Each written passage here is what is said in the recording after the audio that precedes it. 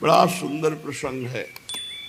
अब जैसे हम अपने इष्ट की सेवा करते हैं तो पहले गुरु की सेवा करें या इष्ट की सेवा करें?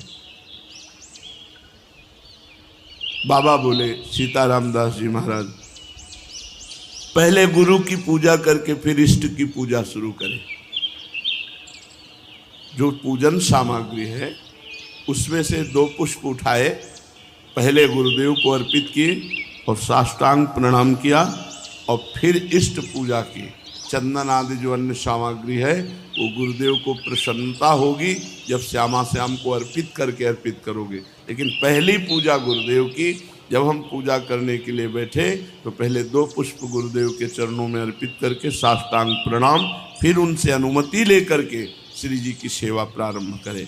यदि पहले गुरु को प्रणाम और वंदना और पुष्प अर्पित नहीं किए तो गुरु पूजाम बिना देवी इष्ट पूजाम करोति यः मंत्रस्य तस्य तेजांसी हरते भैरव स्वयं।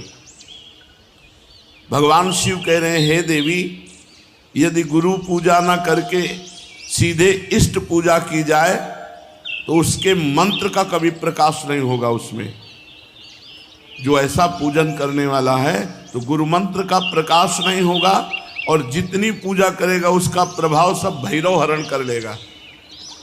जो भैरव देव हैं वो अपहरण कर लेंगे, उस पूजा का प्रकाश नहीं हो पाएगा। गुरु पूजाम बिना नाथ कोटि पुण्यम वृथाव्ययम अतः सर्वजने ख्यातम गुरुणा सिद्धि मापनुयात। गुरु पूजा के बिना करोड़ों प्रकार के पुण्य सब व्यर्थ हो जाते हैं। जो सिद्धि का कारण जानते हैं वो सबसे पहले गुरुदेव की पूजा करते हैं। जैसे आप तीर्थ अवगाहन करने गए तो सबसे पहले गुरु को प्रणाम करो, फिर उस तीर्थ को प्रणाम करके तीर्थ अवगाहन करो। पहले गुरु, हर समय हर क्रिया में, घर से निकलने पहले गुरुदेव को प्रणाम किया। यदि गुरु पूजा ना की जाए तो करोड़ों प्रकार के पुण्य सब व्यर्थ हो जाते हैं। प्रथम गुरु पूजा, गुरु प्रथम पूजा करने पर उसे सिद्धि लाभ होती है। यदा ददाति संतुष्टः प्रसन्नो वरदौ मनुम तदा भक्त्या धनः प्राण गुरुर यत्नेन तोषयेत्। जब वरदायक गुरुदेव की प्रसन्नता प्राप्त होती है, देखो जगह जगह पर भगवान श्री राम को देखा गया, मर्यादा पुरुषोत्तम है। गुरु ही प्रणाम मन ही मन कीन्हा।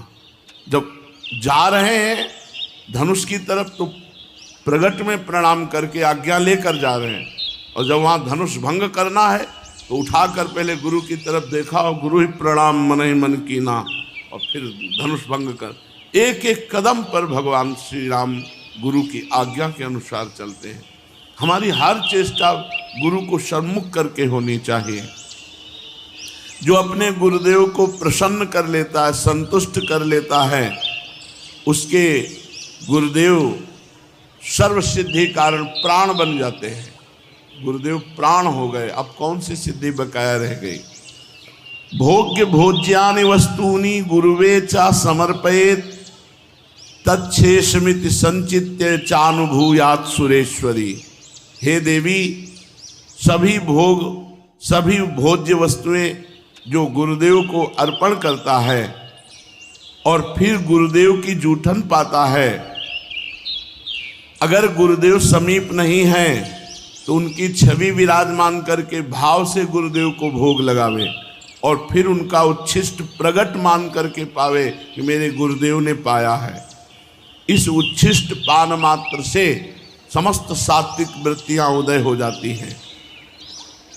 गंधैर्मालैश्च चारवंगी पूजयेत् सर्वदा गुरुम।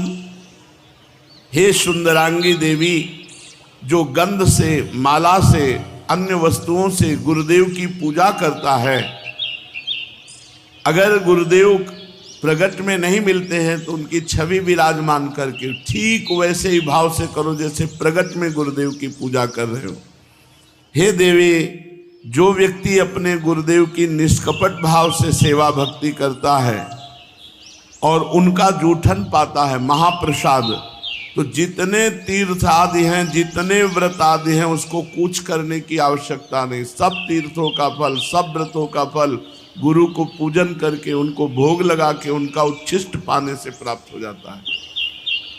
हे देवी, श्रुति कहती है कि भोग मोक्षार्थियों के लिए, ब्रह्मा विष्णु महेश्वर के पदाकांक्षियों के लिए केवल गुरुदेव की भक्ति ही एकमात्र उपाय है, अन्य कोई मार्ग नहीं। गुरु भक्ति के द्वारा असाध्य साधना भी साधित हो जाती है। जो असाध्य साधना है वो भी साधित हो जाती है। जैसे बहुत बड़ा पहाड़ जैसा रुई का ढेर लगा हो तो एक दिया सलाई लगाते ही भस्म हो जाती है, ऐसे ही गुरु सेवक के महान पर्वत जैसे पाप भी क्षण में भस्म हो जाते हैं। जो शिष्य महात्मा गुरुदेव का सेवा, शुश्रूषा, आज्ञा उनके परायण रहता है तो उसे अन्य कोई साधना नहीं करनी पड़ती। वो केवल गुरु सेवा कृपा कारणी बन जाती है और वो समस्त सिद्धियों का लाभ प्राप्त कर लेता है। उसके पाप क्षय हो जाते हैं, पुण्य राशि वर्धित होती है, सब काम उसके अलौकिक ढंग से होने लगते हैं। सब काम अलौकिक ढंग से होने लगते हैं, गुरु कृपा ही केवलम। हे देवेश, दुख मलिन पतित तभी तक रहता है जीव जब तक वो गुरुदेव की भक्ति नहीं करता है। यदि गुरुदेव संतुष्ट ना हो तो कितनी भी बड़ी साधना कर लो, ना तो ब्रह्मा सहयोग करेंगे, ना विष्णु सहयोग करेंगे, ना महेश्वर। तभी सेवक जी ने कहा, गुरु सेवा तज करहि जे बान, यह है अधर्म यह है सब हानि, कानि न रसिकन में रहे, गुरु गोविंद न भेद कराए, संतत सकल सुनो चित लाए, श्री हरिवंश प्रताप जस। गुरुदेव जिस पर संतुष्ट हो जाते हैं तो तीनों देव उस पर संतुष्ट हो जाते हैं, ब्रह्मा विष्णु महादेव। और संपूर्ण मुनि योगी सब संतुष्ट होकर उस पर अनुग्रह करते हैं जिस पर गुरुदेव प्रसन्न होते हैं। समस्त क्रियाओं की सिद्धि का मूल है गुरु प्रसन्नता। अतएव बुद्धिमान पुरुष को चाहिए कि सर्वप्रथम अपने गुरुदेव को प्रसन्न कर ले। बाबा एक एक सेवा का आप जब वर्णन करते हैं तो सुनकर के एक अपार आनंद हमारे हृदय में हो रहा है, एक नवीन उत्साह प्रकट हो रहा है। साथ ही मैं अच्छी तरह से समझ गया हूं कि गुरु सेवा करने से मुझ सरीखे श्रद्धा भक्तिहीन प्राणी को भी परम पद मिल जाएगा। हाँ, तवा दार्तिम भय शोको लोभ मोह भ्रमादया, यावन नायाति शरणम श्रीम गुरुम भक्तवत्सलम। तभी तक पीड़ा, भय, शोक, रोग, लोभ, मोह, भ्रम ये साधना में विक्षेप डालते रहते हैं जब तक भक्तवत्सल श्री सद्गुरुदेव भगवान की शरण नहीं ग्रहण की जाती। अधिक क्या कहूँ, यदि गुरुदेव संतुष्ट हो जाएं और कह दें कि जा तो मुक्त हो गया, तो इस बात को भगवान भी नहीं काट सकते। बस ये बात पकड़नी। तो कह रहे भगवान भी उस बात को नहीं काट सकते। यदि गुरु कह दे कि जा तो मुक्त हो गया, बस मान लेना चाहिए मैं तो मुक्त हो गया, मेरे गुरुदेव ने कह दिया। जैसे कभी कभी आनंद में उमगन में होते हैं और कह देते तू चिंता मत करना, जब हमने भार ले लिया तो तुम्हें क्या चिंता करना, बस निश्चिंत हो जाना चाहिए। कि जब गुरुदेव ने कह दिया कि हमने भार ले लिया तो जब उन्होंने ले लिया, पर जीव देहाभिमानी है, वो इसे विनोद समझ लेता है, इसे व्यर्थ बात को समझ लेता है। ये भला ऐसे इनके कह देने से मुक्त हो जाएंगे क्या। एक बार गुरु महिमा प्रदर्शित करने के लिए देवर्षि नारद जी बैकुंठ में गए। ये हमारे पिताश्री के गुरुदेव आते थे, श्री स्वामी शारदाश्रम सरस्वती जी महाराज, वो सुनाते थे, हम बच्चे थे तब सुने थे। तो बैकुंठ में गए, थोड़ी देर बैठे और हटे, विचरण के लिए चल पड़े। तो वहाँ भगवान के पार्षद जल छिड़क के पोछा लगा रहे थे। किसी कारण से फिर देवर्षि नारद वापस लौट आए, तो उन्होंने देखा जहाँ हम बैठे थे वहाँ जल छिड़क के पोछा लगाया जा रहा। तो भगवान से कहा, प्रभु आपका नाम लेते हैं, आपकी शरण में है, तो क्या हम अपवित्र हैं? भगवान ने कहा, पार्षदों से पूछो।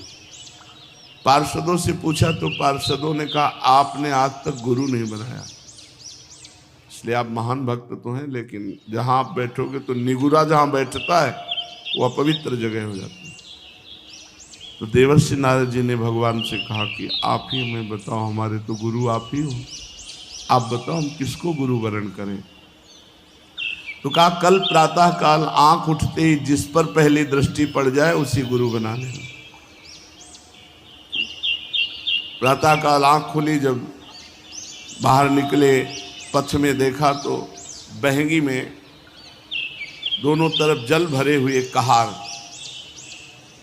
वो जा रहे। तो उन्होंने कहा कि तो कहार है, कोई भगत हो तो गुरु बनाए, तो कहार है, इनको क्या गुरु बनाना है? और पानी ढो कर के दूसरों के घरों में ले जाता है, कोई संत महात्मा होते तो गुरु बनाते हैं। भगवान के पास पुनः गए, भगवान ने कहा, गुरु बनाया? तो कहा, प्रभु तो कहार है, तो गुरु की जाति देखी? नहीं प्रभु, वो पानी दूसरों के घर में ले जाते, तो गुरु की क्रिया देखी? जाओ मैं तुम्हें शाप देता हूं, 84 लाख योनियों में भटको। देवर्षि नारद जी घबरा गए। कहा, प्रभु अब कैसे मुक्ति हो सकती है? आपके श्रीमुख के वचन तो परम सत्य होते हैं। तो कहा, अपने गुरुदेव से पूछो जाके, कहाँ मिलेंगे? जहाँ तुम्हें मिले थे। और वो स्वयं भगवान ही कहार बन कर गए, चरणों में लौट गए, भगवान मुझे क्षमा करो, आप हमारे गुरुदेव हैं, मैंने आपको गुरुदेव रूप में वरण कर लिया, पर भगवान ने शाप दे दिया, ऐसी ऐसी बात थी। तो उन्होंने 84 ऐसे गोल गोल बना दिए जमीन पे और कहा, ऊपर का कपड़ा उतार के लौट जाओ। लौट जाओ, बोले 84 लाख योनियों तुमने पार कर ली, अब तुम्हें 84 लाख योनियों में नहीं जाना पड़ेगा। नारद जी भगवान के पास गए, बोले, प्रभु गुरुदेव ने ऐसा बोले, फिर संशय गुरुदेव के वाक्य पर? तुम 84 लाख योनियों से मुक्त हो गए क्योंकि गुरुदेव ने कह दिया। तो यहाँ शास्त्र में कह रहे कि यदि गुरुदेव भक्त वत्सल कह दे कि जा तुम मुक्त हो गया, तो विश्वास करो भगवान भी इस बात को नहीं काट सकते। यावत् चोपाधि पर्यंतम तावत् शुश्रूयेद गुरुम गुरुवत गुरु भार्याम तत्पुत्रेषु च वर्तनम। जब तक देह रहे तब तक गुरु की आज्ञा में, गुरु की सेवा में रहे। यदि गुरु आज्ञा करे तो गुरु पत्नी, गुरु पुत्र सबकी सेवा में। ऐसा पूर्व के भक्तजन करते रहे हैं। महाभारत उठा लो, चाहे वेद उठा लो, सब जगह गुरु सेवा। क्योंकि उस समय गुरुजन जो रहते थे वो जंगलों में रहते थे, पर्णकुटी में रहते थे, पर उनकी गुरु पत्नी भी रहती थी, उनके पुत्र भी होते थे। तो यहाँ आज्ञा कर रहे हैं कि अगर गुरु आज्ञा करे तो गुरु पत्नी, गुरु पुत्र आदि की भी गुरु के समान ही सेवा करे। यश देवे पराभक्तिर यथा देवे तथा गुरो तस्सेते कथितार हरथा प्रकाशनते महात्मना। जिसकी परमेश्वर में जैसी भक्ति है उसी तरह गुरु में भी वैसी भक्ति होनी चाहिए, परमेश्वर के समान। श्वेतरोपनिषद में है, यश देवे पराभक्तिर यथा देवे तथा गुरु। जैसी भगवान में भक्ति है वैसी गुरुदेव के प्रति भगवत भाव होना चाहिए, तभी उसकी बुद्धि शुद्ध होगी और तभी शास्त्र के वाक्य ज्ञान उसके हृदय में प्रकाशित होंगे और गुरु का अनुभव उसके हृदय में स्थित हो जाएगा। शिष्य को समझना चाहिए कि गुरु ही हमारा सृष्टि करता है। हमारे अंदर जो भक्ति की सृष्टि होगी वो गुरुदेव ही करेंगे। गुरुदेव ही हमारे दोषों का विनाश करने वाले संहारकारी रुद्र है और गुरुदेव ही हमारे सद्गुणों का पालन करने वाले भगवान श्री हरि है। अर्थात सृजन, पालन और संहार तीनों कार्य हमारे गुरुदेव करते हैं। हमारे हृदय में दैवी संपदा का सृजन, भगवत भाव का सृजन और उसका पालन और दुर्गुण दुराचार का विनाश। गुरु संतोष मात्रेण तुष्टा शिव सर्वदेवता। यदि गुरु संतुष्ट हो गए तो त्रिभुवन के सारे देवता संतुष्ट हो गए। गुरु तुष्ट हो गए तो भगवान शिव प्रसन्न हो गए। गुरु रुष्ट हो गए तो भगवान त्रिलोचन रुद्र रूप होकर उसके साथ सद्गुणों का संहार कर देंगे। अगर गुरु रुष्ट है तो यह अधर्म यह सब हानि कानि नरस कन मेरा है, बड़ा भारी अधर्म हो गया, बड़ी भारी हानि हो गई। अब रसिकों की सभा में उसका कभी आदर नहीं हो सकता। गुरु तुष्टे शिवस्तुष्टो रुष्टे रुष्ट त्रिलोचना। अगर गुरु नाराज हो गए तो मानो त्रिलोचन रुद्र भगवान उसका सर्वनाश कर देंगे। गुरो पाद रजो यस्तु सुधि मूर्धनि धारयेत सा तीर्थ कोटि फलम 10 गुणम लभेत। जो सुजान व्यक्ति अपने गुरुदेव की चरण रज को अपने मस्तक पर डालता है वो करोड़ों तीर्थों के अवगाहन का तत्काल फल प्राप्त कर लेता है और तीर्थों से 10 गुना लाभ उसे प्राप्त होता है। 10 गुणम लभेत फलम। शिष्य भक्त ने प्रश्न किया सीताराम दास जी से, मैं तो महामूर्ख हूं गुरुदेव, अपने गुरुदेव को अभी तक पहचान नहीं पाया, उन्हें मनुष्य ही समझ रहा था और तीर्थ तीर्थ भ्रमण किया। क्या गुरुदेव की चरण तल में सारे तीर्थ विराजमान हैं? इस बात को ना जाने कब मन में विश्वास दृढ़ होगा। हे देव और कृपा करके गुरु महिमा बताइए। सीताराम दास जी महाराज बोले, गुरो पादोदकम यस्तु नित्यम पिबति भक्तितः सार्ध त्रिकोटि तीर्थानाम फलम सा लभते ध्रुवम। जो मनुष्य भक्ति पूर्वक नित्य गुरु का चरणामृत पान करता है वो 3.5 करोड़ तीर्थों का सेवन का फल प्राप्त करता है। धन्य है महाराज, गुरु चरणामृत में इतनी शक्ति। अरे सुनो, त्रिसंध्यम पिबेत यस्तु गुरु पादोदकम सुधि तस्य नास्ति पुनर्जन्म संसारे दुख वर्तमनि। कोई साधन ना हो, केवल 3 बार चरणामृत पीता हो, सुबह दोपहर शाम, बोले वो निश्चित भगवत प्राप्ति कर लेगा। केवल गुरु चरणामृत से विश्वास करो, गुरु चरणामृत 3 बार पीने को मिल रहा है, इतने मात्र में भगवत प्राप्ति हो जाएगी। जो बुद्धिमान शिष्य तीनों संध्या काल में गुरुदेव का चरणामृत पान करता है वो इस मोहपत रूपी दुख भय संसार में उसका पुनर्जन्म नहीं होता। कितनी बढ़िया सुविधा है भगवत प्राप्ति की। वृंदावन वास, गुरु चरणामृत, गुरु छिष्टामृत, गुरु पादुका का सेवन और गुरु चरणों के आश्रित होकर उनकी आज्ञा का पालन, हो गई भगवत प्राप्ति। भक्त ने पूछा, इसमें कोई तपस्या या प्रयत्न नहीं हो, आपने कह दिया पुनर्जन्म नहीं होता। ऐसी बात तो हमने आज तक नहीं सुनी।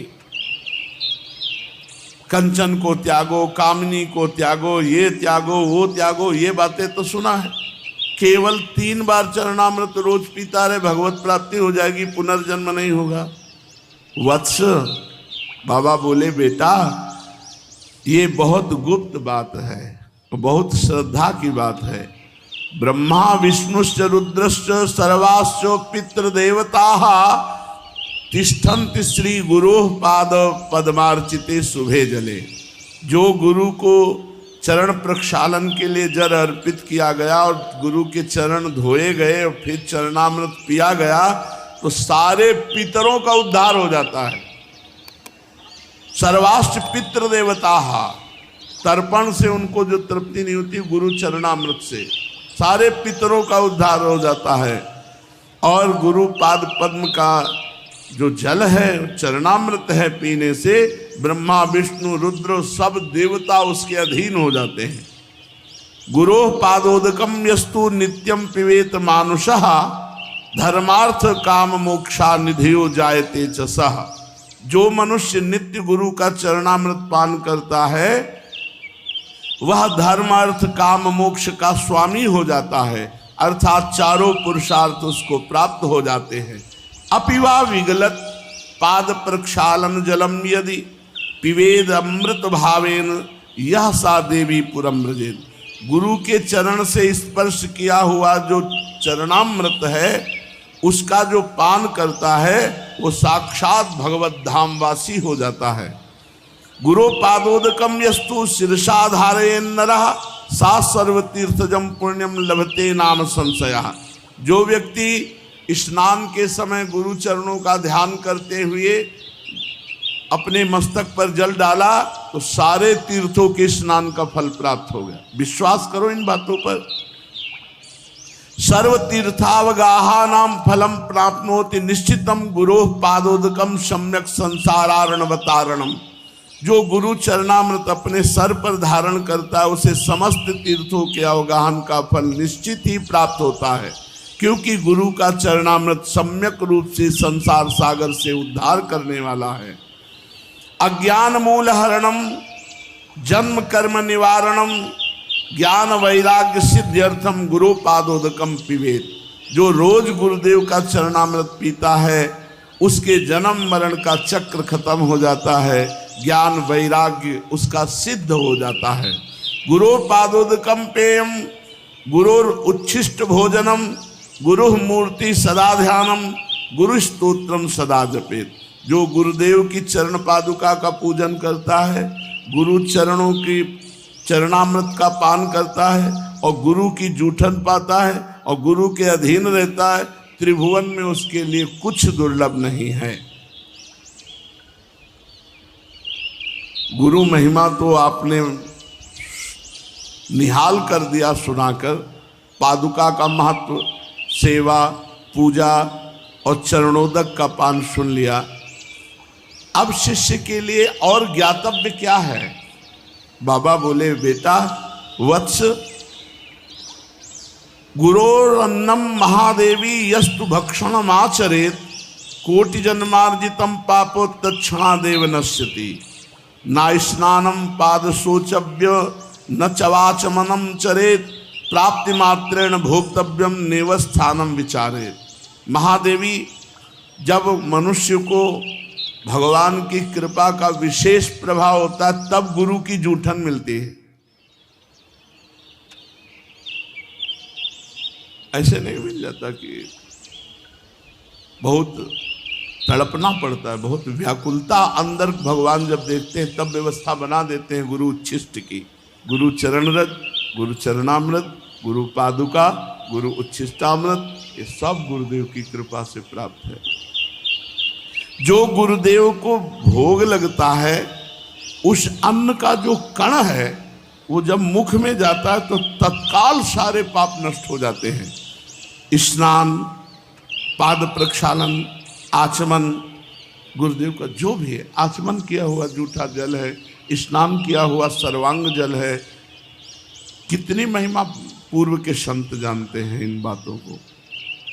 और जब प्रसाद मिले तो प्राप्ति मात्रेण भोक्तव्यम नैव स्थानम विचारे। मैं नहाए नहीं हूँ, मैं कुल्ला नहीं किए हूँ, ये कुछ नहीं। जिस समय उच्छिष्ट मिले तुरंत उसी अवस्था में उसको मुख में धारण करो।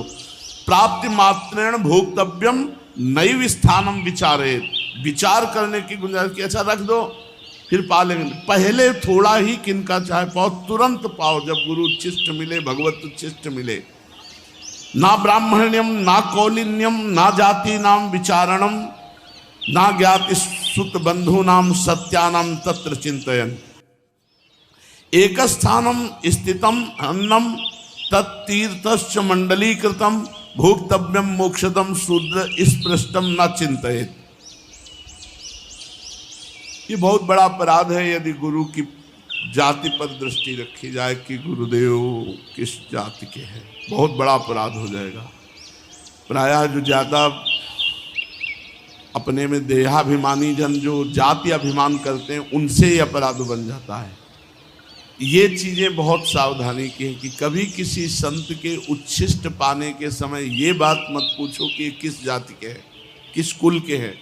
अब वो हरि स्वरूप हैं, उनका जूठन पाना हमारे लिए सौभाग्य होगा। ये नहीं सोचना कि जाति पक्ष कुल पक्ष ऐसा। जो गुरुदेव जहां स्थित हैं वहीं से प्रसाद मिल जाए तो मोक्ष का वो कारण बन जाता है। यदि गुरुदेव का प्रसाद, मान लो कौआ, कुत्ता, कोई भी ऐसा जीव अचानक, तो हम उसे फेंकेंगे नहीं, हम उसको पा जाएंगे। जो शेष बचा हुआ है वो हम पा जाएंगे। प्रसाद की ऐसी महिमा।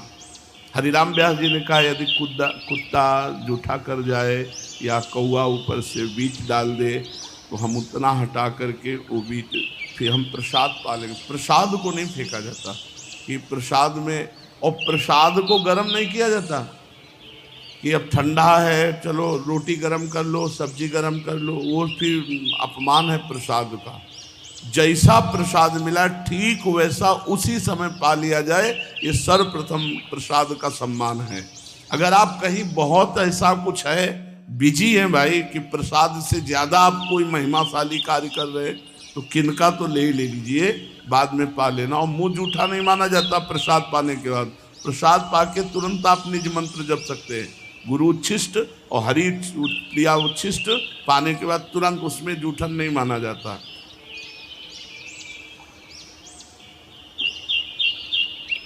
क्या गुरुदेव का जूठन अगर कोई अशुद्ध पुरुष छू ले, तो उन्होंने कहा कि उच्च अधिकारी का यही स्वरूप है कि स्पर्श का विचार ना करते हुए तत्काल प्रसाद को पा लिया जाए। ये गुप्त बातें हैं शास्त्रों की, जो सुनने के बाद हमारे अंदर श्रद्धा परिपक्व हो जाती है। अनाधिकारी वही है जो गुरु के प्रसाद पर दृष्टि दूसरी कर ले।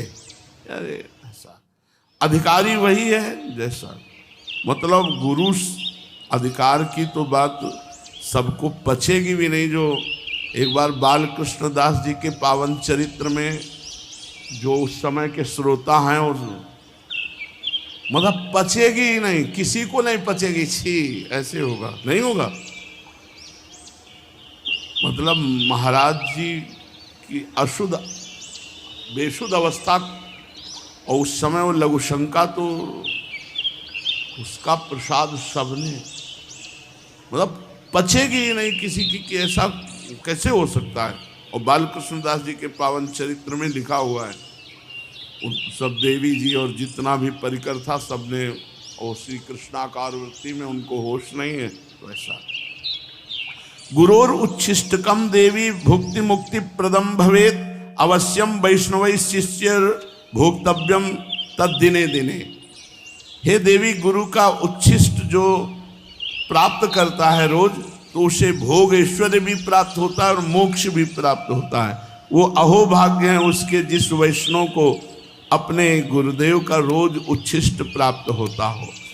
गुरोर उच्छिष्टम च देवेशी तत्सुतोच्छिष्टमेव च भोजनीयम न संदेहो विकारश्चेत अधोगति। जो गुरु का उच्छिष्ट प्राप्त हुआ और उसमें क्या है, बोले निश्चित दुर्गति को प्राप्त होगा। तवोच्छिष्टम महादेवी ब्रह्मादीनाम सुदुर्लभम। ब्रह्मादि के लिए भी गुरुदेव का उच्छिष्ट दुर्लभ है। गुरु उच्छिष्टम तथा प्रोक्तम महापूतम परात्परम।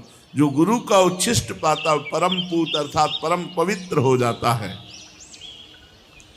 गुरु रुच्छिष्केर यस्तु सर्वागमन लेपेत। अब देखो एक बड़ी महिमा की बात कह रहे हैं। गुरु का उच्छिष्ट पड़ा है, जहाँ गुरु ने पाया है वहाँ का ऐसे सब लेके अपने शरीर पर जो लेप करता है, ऐसे गुरोर उच्छिष्ट केर्यस्तु सर्वागमन लेपयेत वज्रोपि तस्य गात्राणि न भिन्नति कदाचन। कोई भी भूत प्रेत पिशाच यक्ष राक्षस तंत्र मंत्र मारण मोहन वशीकरण उच्चाटन कुछ भी उसके शरीर को प्रभावित नहीं कर सकता जो गुरु का उच्छिष्ट लेप करता है। जहाँ गुरु ने प्रसाद पाया वहाँ ऐसे हाथ से सब करके जूठन सहित पूरे शरीर पर लेप करता है। कोई मारण मोहन वशीकरण उच्चाटन भूत प्रेत पिशाच राक्षस ये स्पर्श नहीं। वज्रम वज्रोपि तस्य गात्राणि। जैसे वज्र का प्रहार कर दे तो नष्ट हो जाए, ऐसे ही जो भी उसके ऊपर तो वो खुद नष्ट हो जाएगा, उस शिष्य का कुछ नहीं बिगाड़ सकता। गुरु उच्छिष्टमपन्नम यो भक्षेत भक्ति भावतः अन्नपूर्णा जगत धात्री तस्य ईश्वर प्रयच्छति। जो गुरुदेव के उच्छिष्ट को बड़े भाव से पाता है तो अन्नपूर्णा मैया उस पर बड़ी कृपा करती हैं और सदैव भंडारा भरे रहती है। हे परमेश्वरी, यदि कभी प्रसाद भक्षण में भ्रम हो जाए और प्रसाद का अपमान कर दे तो करोड़ कल्प तक उसका उद्धार नहीं हो सकता। कदाचित परमेशान यदि तत्र भ्रमो भवेत न तस्य निष्कृति दृष्टा कल्पकोटि सतैरपि न भक्षयेदि यस्तु मोहात् गुरोरुच्छिष्टकम प्रिये तस्य क्रुद्धात् भवेत् त्वं विपित्तश्च पदे पदे। जो गुरु की अवहेलना करके उनके उच्छिष्ट का अनादर कर देता, कदम कदम पर विपत्तियां उसको घेर लेती हैं, उसको नष्ट कर देती है। गुरु की आज्ञा का पालन, अब उच्छिष्ट के बाद गुरु की आज्ञा का पालन करना ही सर्वशास्त्रों का परम रहस्य है।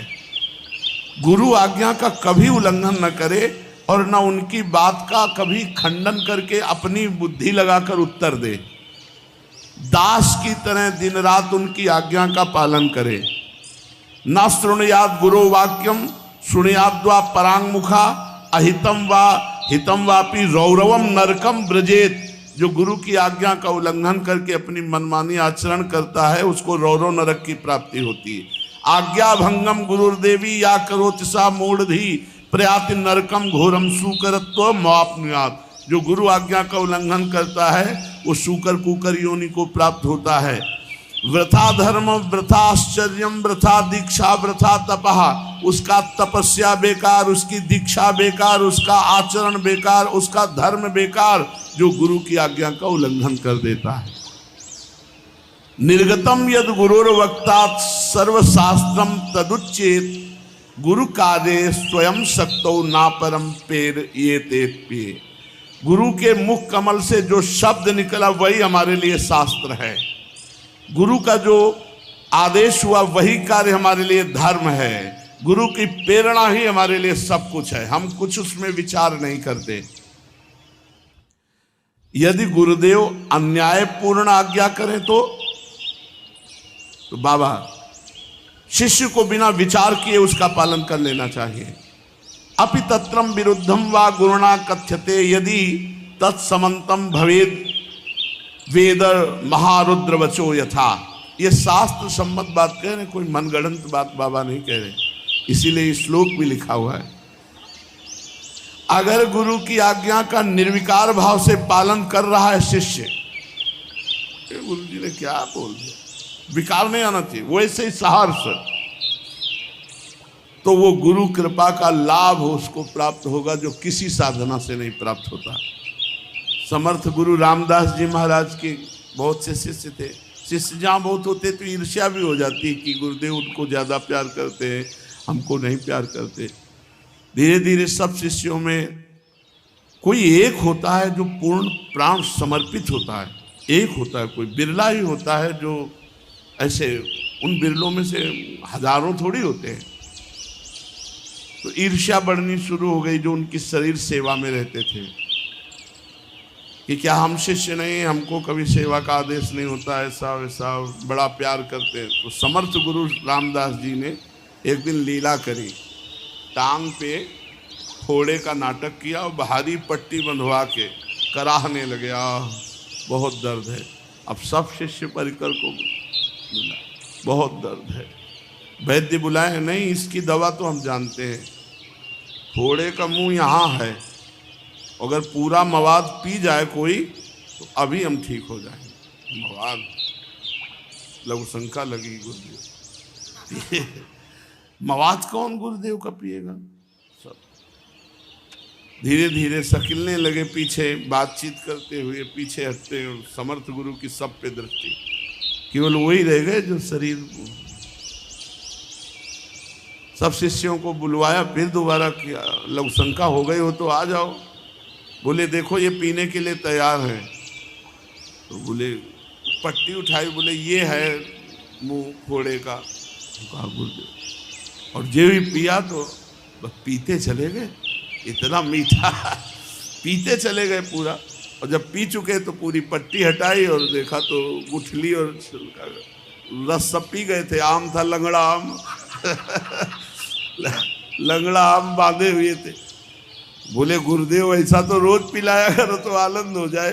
अन्य सब शिष्य से कहा देखो इसको पता नहीं था कि ये मवाद है या आम है, आज्ञा पर पीने के लिए तैयार हुए। तुम लोग सब स्वार्थ बुद्धि वाले हो, इसलिए इसे अधिक प्रेम करते हैं। जब तक प्राण और धन, सकल समर्पण प्राण धन, तब तक वास्तविक शिष्यता नहीं आती। श्री शिवाजी समर्थ गुरु रामदास जी के प्रिय शिष्यों में हैं। जब ये शिष्य बनने के लिए गए तो इन्होंने कहा प्रभु मैं आपके चरणों का दास बनना चाहता हूँ, शिष्य बनना चाहता हूँ। तो उन्होंने कहा भले आ गए, हमारे पेट में दर्द था, शिष्य बाद में बन जाना, पहले दवा की व्यवस्था। उनका राजवैद्य बुलाते हैं भगवान। बोले नहीं मुझे दवा पता है, जंगल में जाओ जहाँ सिंगिनी के बच्चे हों तो उस सिंगिनी से दूध दूह के ले आओ, अगर हम थोड़ा दूध पी लें तो हमारा पेट जो दर्द हो रहा है वो ठीक हो जाएगा। कोई सैनिक नहीं होगा साथ तुम्हारे, कोई अस्त्र शस्त्र नहीं होगा, मतलब मरने के लिए भेज रहे हैं। और बोले सोने का पात्र ले जाना, सिंगिनी का दूध और पात्रों में टिकता नहीं, छेद करके बाहर कर देगा। सोने का पात्र लिया, अकेले गए जंगल में जहाँ सिंह शावक खेल रहे थे। तो सिंगिनी को देखा, हाथ जोड़ा और कहा मुझे गुरुदेव की औषधि के लिए आपका दूध चाहिए। वो कोई गाय थोड़ी है। जो इस सिंगिनी ने देखा, पुरुष मारी छलांग से, बीच में सिद्ध पुरुष समर्थ गुरु रामदास जी अपने तपोबल से उसको रोक दिया और कहा बेटा हो गया। मतलब शरीर का समर्पण, पूरा प्राण समर्पित है। वो तो सिंगिनी खाई जाती है अगर महाराज बीच में ना जाते। अब एक दिन झोली लेकर के गए, आवाज लगाई भिक्षाम दे, गुरुदेव पधारे। गुरुदेव का सब कुछ है, क्या दूं गुरुदेव को? तो पूरी कागजात में सब खजाना, रानी, अपना सब वैभव लिख के झोली में डाल दी। उन्होंने बोला हाँ ठीक है, अब राज्य मेरा, तुम दास बन करके शासन करो और दीक्षा अब हम दे देंगे। सकल समर्पण प्राण धन, तभी सेवा गुरु की बनती है जब अपना केवल गुरु धन बच जाए। मेरे धन है गुरुदेव, ये बहुत मुश्किल बात है गुरु के प्रति ऐसा भाव आना। ऐसे गुरु भक्त शिष्य बहुत दुर्लभ हैं और ऐसे ही शिष्यों को परम सिद्धि प्राप्त होती। सिद्ध श्री रामदास काठिया बाबा जी इतना मोटा काठ डलवा दिया था, केवल रात्रि में ऐसे लंगोटी पर रखते थे अपने शिष्य को और आग जला दी। और वो आग बुझनी नहीं चाहिए, अगर बुझ गई तो मतलब सो गए मतलब मंत्र अनुष्ठान में चूक हो गई। तो जो भी आग बुझ गई एक दिन तो मांगने गए गुरुदेव थोड़ी आग दे दो। उनका इसका मतलब तुम सो गए। इतना मोटा काठ और चैला से पिटाई की, चुपचाप सा। गुरुदेव को नहीं छोड़ा जा सकता, चाहे काट डालो, आप हमारे जीवन धन हो, आप हमारे प्राण हो, तब जाकर भगवान की विशुद्ध भक्ति बनती है। बहुत सुंदर चर्चा है शेष